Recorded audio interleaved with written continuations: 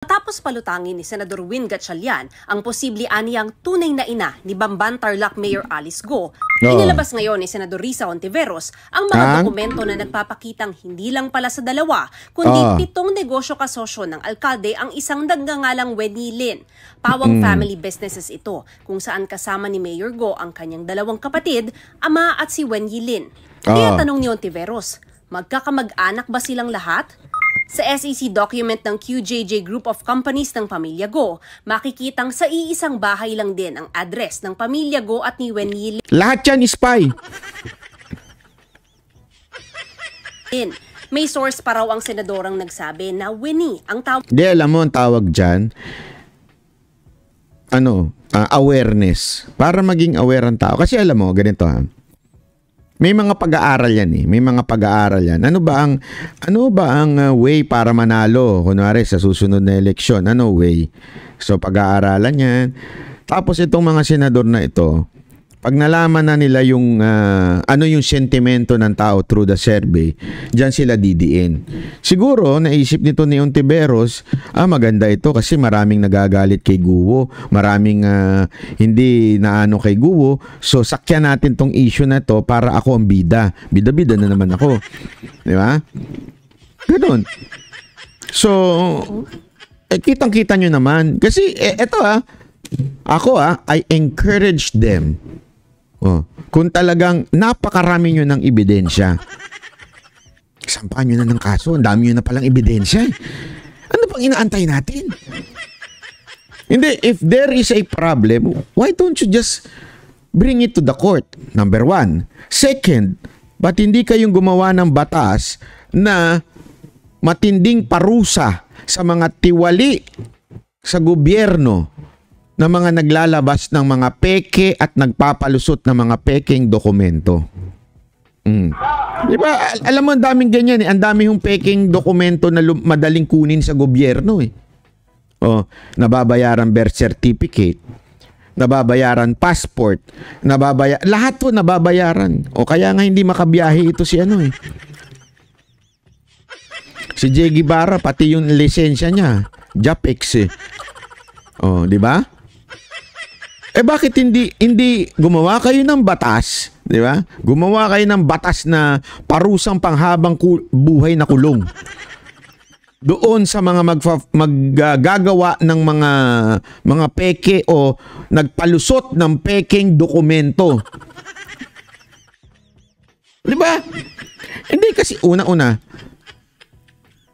hindi lang kasalanan ni Mayor Guo kung sakasakaling siya yung kumuha ng peke, gumawa ng peke. Okay, kasalanan niya yun. Pero more than that, yung mga government official na naggagawa at nagpapalusot ng mga peking dokumento. Naku, walang matitira niyan, sabi. Hindi kasi ito nakakatawa sa gobyerno natin eh. Nakakatawa sa gobyerno. Hindi ko talaga maintindihan. Ang daming peke. May mga peking hagad pa nga. May mga peking pulis. MMDA na naging pulis. Retired army naging pulis. Alam mo yun, lahat peke. Peke. Di ba?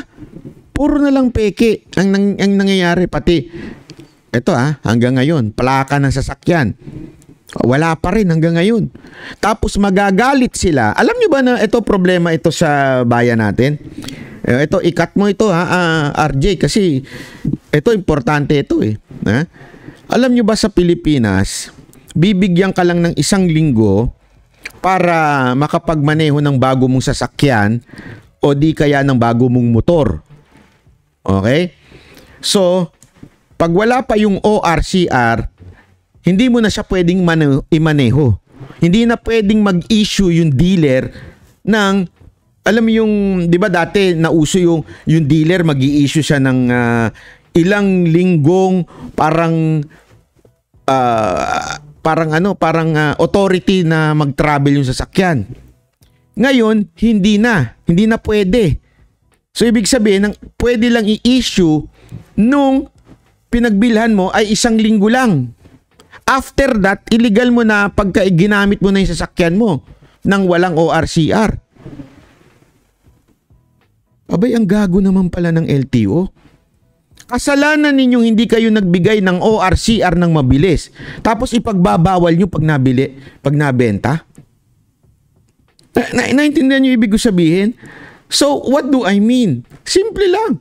Huwag nyong payagan na magbenta ang bawat dealer kung wala pang ORCR na naka-ready. Dapat bago pa ibenta yan, may ORCR na naka-ready, tapos itatype na lang ng pangalan, kukunin sa LTO, itatype yung pangalan, o in 1 week labas yan. Kasi kasalanan ninyo, ang magsasakripisyo ay yung mga rider. O sa tingin ninyo, pag nagkaroon ng checkpoint, bakit wala? Bago ito sasakyan mo, Ranil, ha? Yung stop ko. Bago yung sasakyan mo, ha? Pero ano na ito? Lagpas na ng 1 week, wala ka pang ORCR. Paano na yung permit to travel mo?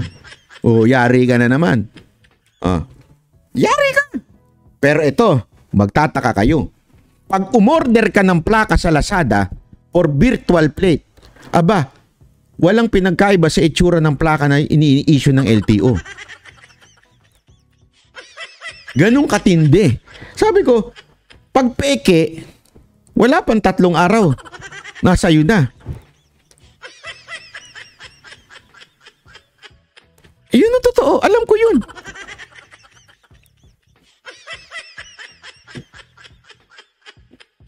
Boss, normally mayroon OR. Hindi normally. Wag ako. Kakabili ko lang na maraming mga iba't ibang motor at iba't ibang Hindi normal na lumalabas kagad ang ORCR. Ako, I can attest to that. Umaabot na lumalagpas ng 1 buwan. Wag niyo ako sabihan ng ganun kasi ako mismo na-witness ko yan. Na-witness ko yan sa mga staff ko na may mga kinuhang mga motor at sasakyan. Inaabot ng 1 buwan mahigit ang pag-issue ng ORCR. Iba pa yung plaka. Yung plaka, ay naku po. Ewan ko, mag-ilang taon na sa akin.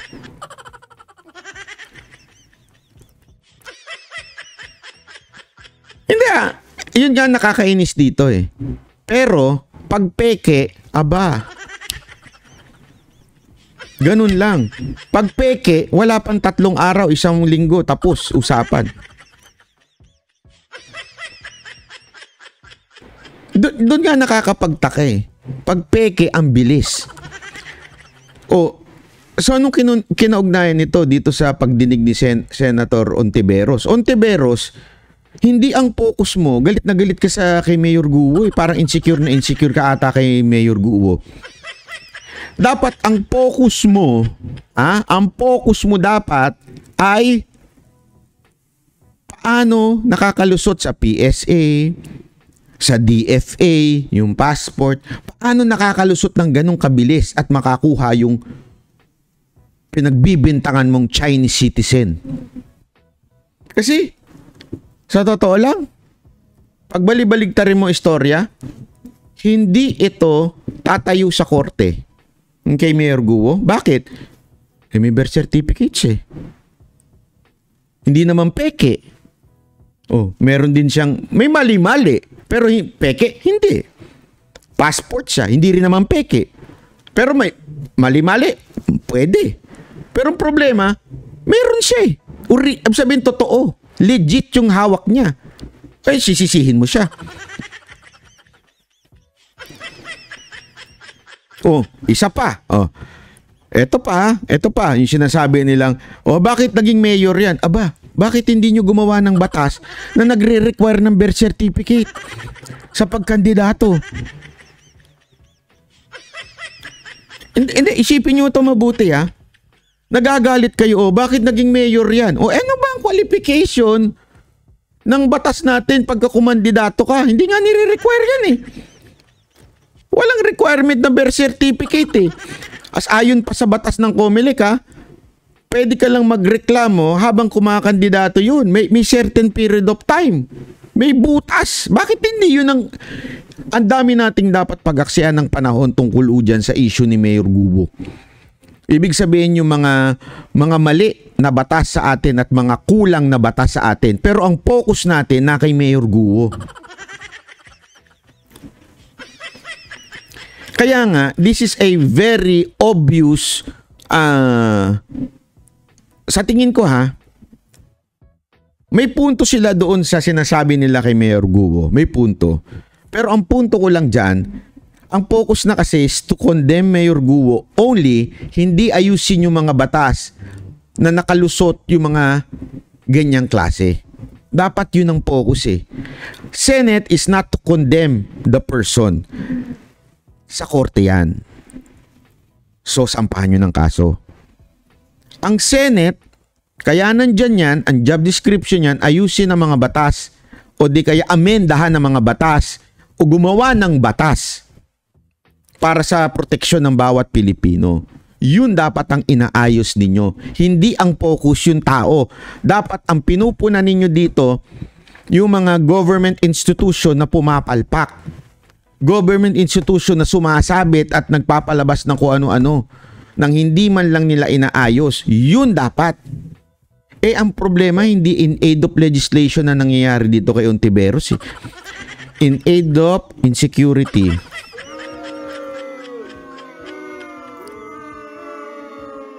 No, di ba? Sabi tuloy nito isa, banat bay for senator. Hindi, alam mo, yan ang mahirap talaga pagka we have senators na hindi naman nagtatrabaho kung hindi nagpapakit lang. Sana gumawa ng batas. Yun lang sa akin dito. Kasi ang daming dito, ang daming na-discover eh. Ang daming na-discover na sabit pero pinabayaan lang. Diba? Huwag sa nanay ni Mayor Go. Tanong pa niya, bakit daw ito sinisikreto? Sa dokumento naman ng Bureau of Internal Revenue na ibinahagi ni Ontiveros, sabi ng senadora, katakataka ang mga birth date ng co-incorporators ni Mayor Go na sinasabing mga kaanak din niya. Ayon kay Ontiveros, si Wen Yilin kasi 1971 daw ipinanganak, kung siya raw ang tunay na ina ni Mayor Go. Halimbawa yan, di ba yung dokumento sa business nila? Sandali, bakit pinalusot ng DTI yan? O bakit pinalusot na kung anumang ahensya ng gobyerno nakakasakop dyan? Paano nakalusot yan? O yun ang gawan nyo ng 15 taong gulang lang siya ng mga anak. At kung siya rin ang nanay ng isa pang kapatid ng alkalde, 13 taong gulang lang siya ng mga anak. Maliban na lang daw kung gawa-gawa lang ito lahat ng isang sindikatong Chino na pinayagan ng mga kawani ng gobyerno. Pinuntahan namin ang idineklarang address sa BIR ng tatay ni Mayor Go at ni Wen Yilin, pero wala ang eksaktong lot number. Sa kanumero nitong lote, sabi ng nakausap namin ay wala namang tumirang Go at Wen Yilin doon sa nagdaang dekada. Ayon sa barangay, puro bodega at warehouse lang din ang nasa loteng yon. Pinuntahan din ng GMA Integrated News ang address ng mga Go sa Valenzuela na mula sa ipinakitang dokumento ni Gatchalian. Pero ayon sa aming nakausap, wala raw ganoong pangalan doon. Sa Miyerkules magkakaroon ng executive session ang mga senador kasama ang ilang intel agencies para pag-usapan ang pagkatao ni Mayor Go. Sabi ni Senador Loren Legarda, kailangang matunton kung saan at paano nakakakuha ng Philippine birth certificates ang mga dayuhan. Nabigyan daw sila sa mga satellite offices ng DFA na konsulado sa Pilipinas dahil meron ang mga non-Filipinos who are Chinese nationals ng Philippine birth certificate. Nung tinanong ko paano nangyari yun, galing daw sa PSA. Yan ay question mark. Or kung meron bang ibang source, saan? Bakit? Paano? Kaya hindi dapat pabayaan ng issue yan. It's every inch a very serious national. Ayan tabi pa ni Jim Lord. Banat ba, may pagkor nga doon sa loob ng compound ng Pogo doon sa Bamban. Pero di nila inusisa yung pagkor. Kasi nga hindi ang purpose nila yung gumawa ng batos eh. Ang talagang purpose nila ay kundinahin si Guo. Sabi ko nga sa inyo, this is a Ako ang basa ko dito, itong pagdinig sa hearing na to, ito sa Senado na ito, ay isang galaw lang ng kalaban ng Pogo na pinasara doon sa Bamban. Ibig sabihin, competition lang ito. Competition ito sa negosyo. Kaya dikdik natin to. Malamang posible eh. Posible na si Mayor Guo ay isang malaking tao doon sa pogo na to. Posible. Di ba? Ibig sabihin, talaga nga namang yung grupo niya, may hawak nitong Queen's Dynasty. Ay, hindi. May hawak sila dito.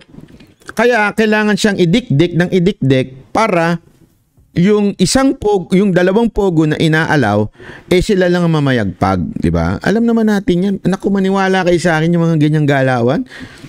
Galawang pang ano yan pang negosyo yan Security concern. Sinubukan naming kunan ng panig ang kampo ni Mayor Go pero wala pa rin silang tugon. Para sa GMA Integrated News, Mav Gonzalez, nakatutok, 24. Hindi kasi, alam nyo, sabi nga na napakinggan ko ito kay Roque, meron na limited lang ang ginagawang pagpigil sa Pogo. Merong pinayagan na 2 kumpanya lang dito sa Pogo. So yung iba pinigilan. So yun yung naiisip ko na baka naman dahil malaking tao lang etong si Mayor Guo doon sa isang kumpanya, kaya siya ginigipit. 'Di ba? Parang ngayon, sabi nga ni Marilu, same lang yan kay Tebes. Namamayagpag sa Negros yung kanilang mga negosyo doon. Kasi ang nangyari pala doon, ang kwento sa akin ng mga tao doon sa Negros. 'Di ba? Sa Sabong si Tebes. Yung mga legal gambling doon, sabihin yung mga under ng PAGCOR, na kay Tebes pala. Sabi sa akin. Tapos mga legal to mga under PAGCOR to. Lahat ng mga legal doon sa kanila. Nagalit yung kalaban. Bata nung kalaban ngayon, etong administrasyon ngayon. So, sinulsulan, sinabihan, sayang to, atin to Bakit natin pinapayagan to si Tebes? O si Tebes, di ka sinuportahan yan. Diba sinuportahan yan?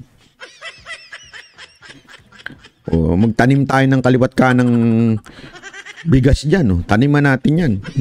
So, tinaniman ako ano-ano si Tebes, gumawa ng eksena, tapos, eto, ngayon, lahat daw ng mga gambling doon sa lugar nila, na ho sa kanila yun. Sa kalaban na ni Tebes ngayon.